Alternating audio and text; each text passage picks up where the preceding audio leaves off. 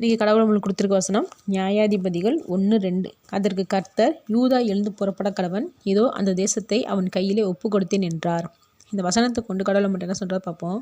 இங்கே யோசுவா இறந்ததுக்கப்புறம் இஸ்ரவேலர்கள் கானானியரை எதிர்த்து யுத்தம் பண்ணும்படி யார் முதல்ல போகணும்னு கேட்டபோது தேவன் யூதா எழுந்து முதல்ல புறப்பட்டு போகட்டும், அந்த தேசத்தை அவன் கையில் ஒப்பு கொடுத்தேன்னு சொல்கிறாரு. ஏன் தேவன் யூதாவை முதல்ல தேர்ந்தெடுத்தார்னா, ஆதியாகமம் 49வது அதிகாரத்தில் யாக்கோப்போட 12 பிள்ளைகளை குறித்து இனிமேல் நடக்க போகிறத முன்கூட்டியே தேவன் யாக்கோப்பை கொண்டு தெரியப்படுத்தியிருப்பார்.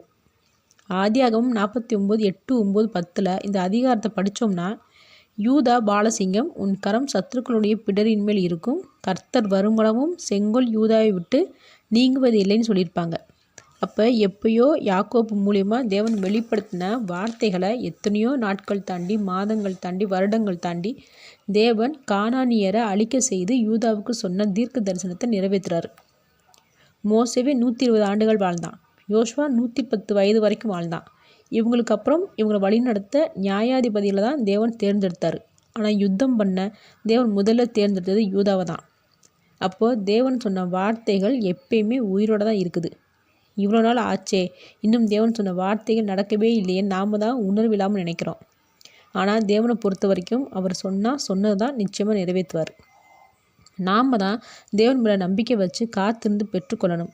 தேவனுடைய திட்டத்துக்கு காத்திருந்து ஒத்துழைக்கணும். தேவன் பொய் சொல்கிறவர் இல்லை, சொன்னதை மாற்றுறவரும் இல்லை. ஆமேன்.